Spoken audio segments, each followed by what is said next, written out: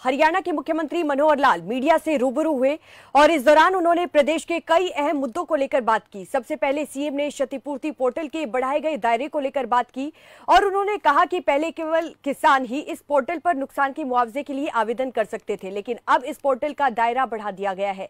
अब नूह में उत्पन्न हुई स्थिति के कारण नुकसान का क्लेम भी इस पोर्टल के माध्यम से लिया जा सकेगा और प्रभावित नागरिक अपने परिवार पहचान पत्र आईडी को लॉगिन आईडी के रूप में उपयोग कर नुकसान के मुआवजे के लिए आवेदन कर सकते हैं। ये पोर्टल 18 अगस्त तक खुला रहेगा। मुआवजे की गणना सत्यापन रिपोर्ट के आधार पर की जाएगी और उचित प्रक्रिया के बाद निर्धारित मानदंडों के अनुसार ऑनलाइन माध्यम से भुगतान भी किया जाएगा। और इसी के साथ मुख्यमंत्री मनोहर लाल ने कई अन्य घोषणाएं भी की है।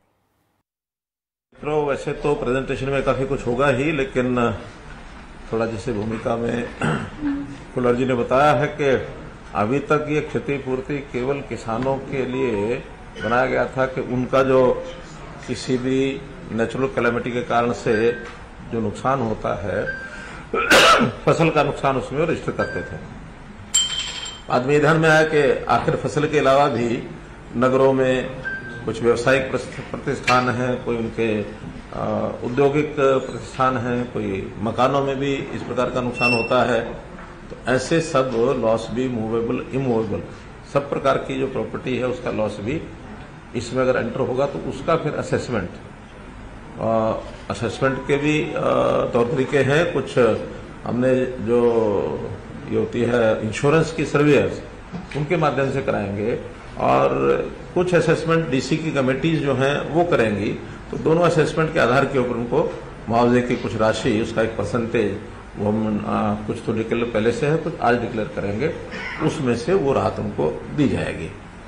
और अब बाद में आज ही जो एक विचार हमारा बना है कि जो नूह में जो लॉस हुआ है, नुकसान हुआ है, प्रॉपर्टी का भी वहाँ जान माल सब नुकसान हुआ है, तो जान के नाते से अलग घोषणा करेंगे, लेकिन उनका जो माली नुकसान है, गाड़ियां फूकी हैं, कुछ और एसेट्स जो दुकानें हैं, तो उसका भी इसी पोर्टल में एक प्रकार से जानकारी लेंगे और उसी आधार पर उसकी भी स्कीम बना करके उनको सबको दिया जाएगा, ताकि जो नुकसान जिसका होता है वो क्लेम करता है तो फिर कोई चीज बचती नहीं है। अन्यथा बहुत लोग बाद में शिकायत करते हैं कि फला का तो जो है असेसमेंट हो गया, मेरा रह गया।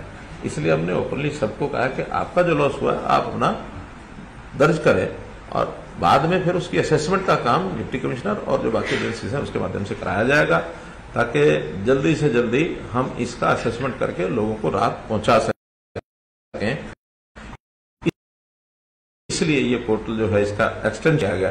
पोर्टल तो पहले से बना हुआ है क्षतिपूर्ति, लेकिन उसको एक्सटेंडेड वे में उसका जो ऑपरेशनल जो दायरा है वो बढ़ाया है। मित्रों, जैसा ये क्षतिपूर्ति का विषय है, पहला जैसे मैंने बताया किसानों वाले से हम शुरू करते हैं। तो जो हमने पोर्टल जिस दिन शुरू किया था उस दिन, क्योंकि उस दिन से वो भरने लग गए थे, तो 1 महीने का समय उस समय दिया गया था। तो वो 18 अगस्त तक अपनी जो भी क्लेम है किसान की जो फसल खराब हुई बाढ़ के कारण से वो उसमें भर पाएंगे और उसके बाद फिर उसका असेसमेंट करके उनको पैसा दिया जाएगा। जो बाकी सब है, वैसे तो 3 दिन से 4 दिन से इसकी जानकारी हमने लोगों को दे दी थी, तो बहुत से क्लेम इसमें बिना लॉन्च किए भी भरे जा चुके हैं, लेकिन आज इसको विधिवत लॉन्च कर रहे हैं और इसमें कोई समय नहीं रखना है। तो जो वो वाला है सर फसल वाला, वो तो आपने 18 अगस्त के लिए बोला। हाँ, तो वही समय रहने देते हैं। हाँ ठीक है, तो 18 में भी आज अभी समय पर्याप्त है और मैं समझता हूँ कि जो इस समय तक घटनाक्रम है उसके लॉस की जानकारी सबको अपनी है ही, और वो इसमें 18 अगस्त ही इसके लिए रखते हैं, ताकि आज 2 तारीख है तो 16 दिन का समय और मिल जाएगा। फिर इसके बाद उनका सबका आकलन करके उनको दे दिया जाएगा। जो हमने इसकी हर्जाने की राशि तय की है उसकी एक परसेंटेज जो हमने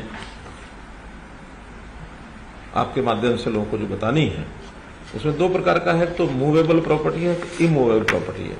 मूवेबल प्रॉपर्टी यानी मकान यानी बिल्डिंग को छोड़ करके बाकी लगभग सारी इमूवेबल रहती है, मूवेबल रहती है। मकान है वो इमूवेबल है। तो मूवेबल प्रॉपर्टी का जहां तक विषय है, उसमें यदि 5 लाख रुपए तक किसी का लॉस है, असेस्ड लॉस, उसका 80% अर्थात 4 लाख रुपया तक उनको दिया जाएगा। जितना लॉस होगा उसका 80%। 5 से 10 लाख तक 70%, 10 लाख से 20 लाख तक 60%, 20 लाख से 50 लाख तक 40% जो एडिशनल है उसका ये जाता जाएगा, और 50 लाख से 1 करोड़ रुपए तक 30%, 1 करोड़ से 1.5 करोड़ रुपए तक 20%, और ये सब मान लो 1.5 करोड़ तक भी हो जाता है, इससे ऊपर भी होता है, तो एक अपर कैप लगाइए कि टोटल 50 लाख तक और ये कंपनसेशन जो है इस लॉस का मिलेगा। इससे ऊपर मैं मान के चलता हूं जो इससे बड़े जो भी लोग होते हैं सामान्यतया सब लोग अपना इंश्योरेंस कराते हैं, ये तो उस इवेंचुअलिटी में है जिसने इंश्योरेंस ही नहीं कराया है, ताकि ऐसे समय पर उनको भी एक मरहम जो है वो लग सके। तो यानी 1 रुपए से लेकर 50 लाख तक का लॉस इस परसेंटेज के हिसाब से लगभग 1.5 करोड़ तक के नुकसान के लोगों को ये लाभ उसी हिसाब से इंक्रीज होता जाएगा। 1.5 करोड़ से ऊपर का है तो 50 लाख की फिक्स राशि है। ये तो है मूवेबल प्रॉपर्टीज। इसके अंदर कोई मानो व्हीकल है, उसका स्टॉक है, उसकी मशीनरी है, प्लांट है, तो ये सारे इस प्रकार के विषय हैं इसमें कवर होंगे। और जो बिल्डिंग्स हैं अर्थात जो इमूवेबल प्रॉपर्टी है उसमें पहले से हमारी एक योजना चल रही है और उसी के अंतर्गत अगर 1 लाख तक का है तो वो कंप्लीट 100% देंगे, 1 से 2 लाख 75%, 2 से 3 लाख 60%, 3 से 5 लाख 50%, 5 से 7 लाख 40% और 7 से 25 लाख तक 30%, और इसको भी कैप किया है 25 लाख पर कि मैक्सिमम किसी बिल्डिंग का अगर कोई लॉस होता है, मानो उसमें क्रैक आया है, उसमें कोई फर्श टूट गया, उसमें दीवार गिर गई, उसमें टोटल भी गिर गई, तो भी मैक्सिमम 25 लाख रुपए तक का उसका लॉस ये हमने इसमें कवर किया है। कंपनसेशन के विषय हैं 1-2 जो पहले कुछ दिन पहले विचार आया था लेकिन वो घोषणा नहीं कर पाया था मैं। जो कावड़िये जो हैं जिनका भी शिवरात्रि शायद 18 या 20 तारीख को थी जुलाई में जी, उससे पहले कुछ कावड़ियाज की डेथ हुई है एक्सीडेंट में, जो भी कुछ कारण रहे, पिछले बार भी हमने दिया था उसी पैटर्न पर जैसे पिछले साल किया था उसी हिसाब से 2 लाख रुपया प्रति कावड़ी जो इसकी डेथ हुई जो हरियाणा का रहने वाला है, ऐसे व्यक्तियों को 2 लाख 24 लोगों की अभी तक हमारे पास जानकारी है, 2 लाख रुपया प्रति व्यक्ति प्रति कावड़िया, वो उसको कंपनसेशन हमने पिछले साल का जो तय किया हुआ है उसी को आगे बढ़ा रहे हैं।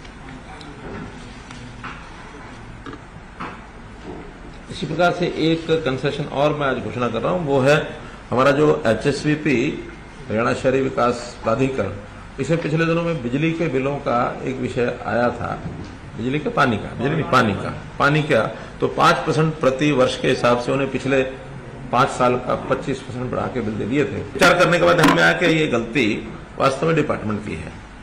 उस समय 5% बढ़ाने का एक सर्कुलर निकाला लेकिन उसकी डिमांड नोट कभी भेजा नहीं गया। हमने सारे रिकॉर्ड देख लिए हैं, वो फाइल में केवल बढ़ा करके छोड़ दिया और अब आकर 5 साल का इकट्ठा डिमांड नोट भेजा। बहुत लोगों ने कहा कि आखिर एक साथ ऐसे 25% का रेट बढ़ाना उचित नहीं है, तो बहुत सुझाव आए अलग अलग, लेकिन अंतोगत तो हमने फैसला किया कि ये 5% की बढ़ोतरी जो 2018 में की थी 18 से 23 तक, अब तक सारी फ्री कर देंगे हम। केवल अब से वो 5% आगे लागू होगी, पिछला 25% जो है उस बिल का वो सारा जो है वेव ऑफ कर दिया है। लगभग 42 करोड़ रुपए का इसमें HSV के ऊपर एक अलग से प्रावधान किया गया है।